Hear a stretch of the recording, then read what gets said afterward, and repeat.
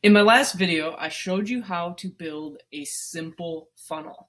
And if you followed that, you now have something real. I even gave you a link to download mine, which is the one that you see on the screen right now. Um, so most people who build a funnel, they simply get it online and then nothing happens. You don't get clicks, you don't get leads, you don't get sales, and you think, well, this doesn't work.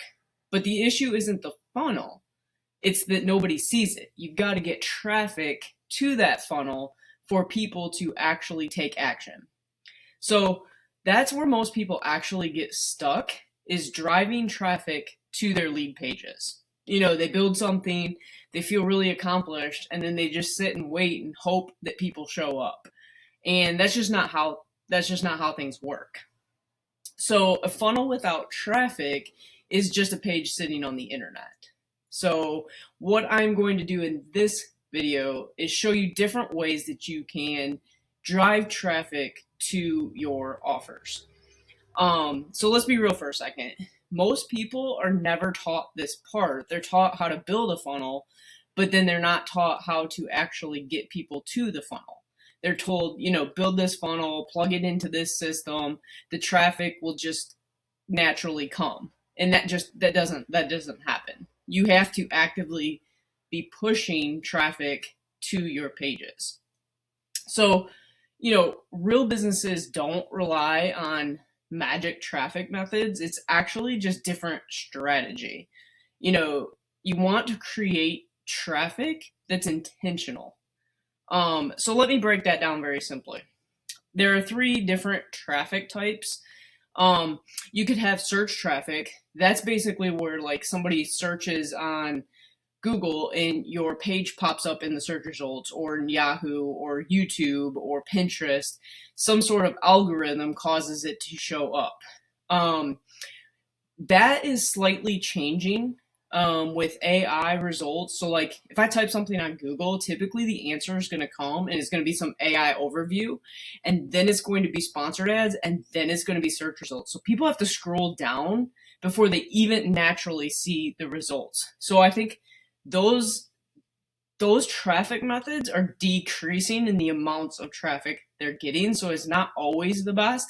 But the thing about search traffic, it's intent based, meaning that people are searching something and your website gives them the answer or the solution. And then you also have like social traffic.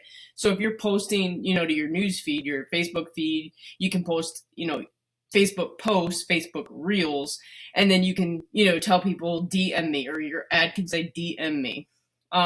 This is attention based, not intentional, or basically you have to grab their attention to get them to stop the scroll in order to see what it is that you have to offer to hopefully get them to click it. And then you have paid traffic, which is honestly my favorite because it's what I've always used.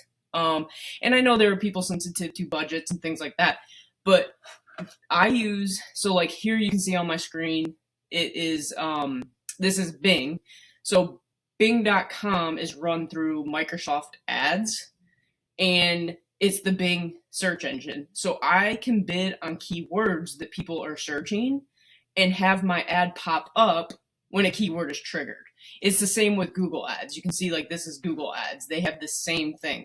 You can do a Google search, and then if that keyword triggers the ad, it will show up. That is intent marketing, and that's what's awesome about ads. Now, granted, this is a more expensive way to promote a page, especially if it's just for leads. So like what I'm doing with Bing and Google is I bid on keywords that are buyer keywords. So like buy YouTube promotion, or help getting YouTube subs, things like that. So that's an intent keyword where people want to actually buy something. That's the difference between like if you're promoting, even if you're paying for ads on Facebook, that's interruption in marketing because people are just scrolling their news feed and you have to grab enough attention to get them to stop and actually read or look at the ad that you're promoting. That's interruption. They weren't actually looking for what you had. You just caught their attention long enough to see like, oh, well, maybe I do need that. So there's a difference in mindset depending on what ads you're using or what traffic method. So the real example of what I do is keywords in Bing and Google, bid on ads, bid on keywords, people land on my page and they choose to buy the product or not. So I meet people where they're already searching for something. And YouTube is really good about that too. Like you can run Google video ads, so you can bid on, or you can target certain videos that are on the same topic as you and get your ad or get your video to play in front of someone else's video if they have ads turned on, and your content can be shown first. So, and that's an ad, and people can skip it, but if it's really good content, it could grab their attention, especially if you're addressing something that they asked about and landed on the video that's showing the ad. So, and if you think about it, like I'm not promoting things like make money online or opportunity. I've created services that fulfill a certain need for people. So when they're searching that, it's a service they're coming to. It's not you're coming into this business to then promote my business. So there's a difference in that type of business model. So this is kind of where you want to start thinking a little bit different. Like, so when you see posts like comment below or DM me for details, and they don't explain what it actually is or send you directly to a link where you can see it, then it's probably more of like a business opportunity than it's somebody who's building a business where they're providing a service or some sort of value on the other end. I'm not saying there's anything wrong with that. I'm just saying, like, if you're trying to build a business online, everything I'm seeing right now is heavy recruiting. So the business model is recruiting. It isn't building an actual business. You don't actually own anything when you do business models that way. I own the products, services, digital products, like everything I'm selling, I own. So I can stop selling them if I want. I can create new value from those products and sell to the customer list that I am building. It's just a real solid foundation for building businesses. So a simple way to start, if you've already built your funnel, what you want to do next is you want to keep it simple. You want to pick a way that you're going to start driving traffic. Like, I think if you do not have a budget and you do not want to spend on Bing or Google ads, what I would do is start a YouTube channel. I would start creating content around whatever offer it is you're trying to promote. This will take a little longer, but you can organically start getting subscribers that are very interested in your topic. That way, when you do have an affiliate tool or software or product, you can simply do a video that talks about it, shows people how to use it, and then simply tell them, hey, go click the link below. It's the same thing I've done with this landing page that you see on my screen right here. I can say, if you want this opt-in page, click the link in the description below and import this into your System.io account. And if someone already has a System.io account, then that's fine. They can have the funnel for free. But if they don't, it will make them create a System.io account, which is then attached to my affiliate link. So if they ever upgrade System.io, I would get a small commission. That's how affiliate marketing works. So I could create tutorial videos all around System.io and how to create funnels, how to do the tags, you can do all those things. And when people find those videos to get answers, it creates automatic trust. And you can get them on your list by telling them to click the link below and get the free whatever. Or if you're selling prompts, we're doing this right now with YouTube prompts. We're creating videos on how to write YouTube scripts, but then we're offering a solution in the description, which is a YouTube writing script prompt that they can buy for $17. And it's a 2-page already done for them that they can use over and over and over for every one of their YouTube scripts. So it's value they're getting, and we're building an email list. So the next time I have a script that's an Instagram script, I could send an email out that says, hey, I know you're on YouTube. Are you on Instagram? Go check out this cool script that we have on Instagram. And then we can get those same buyers buying the Instagram one. And a percentage of them will. That's how you build a list. You drive traffic once, you have them on your list, and you can promote to them forever. So here's what I would avoid when you're trying to drive traffic. Don't just post everywhere and randomly on the internet. You don't want to chase trends, or you don't even have to have things go viral, because that's not a strategy. Getting something to go viral isn't something you can do every single time you post. So you may have like a one-hit wonder, but doing that every time doesn't breed consistency. So you just want to make sure with whatever traffic method you use. So if you do have a small budget, you could start.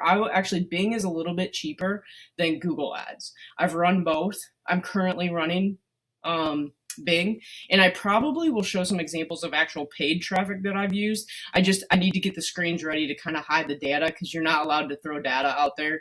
I don't think you're allowed to show certain things, so I would have to blur a lot of that stuff out.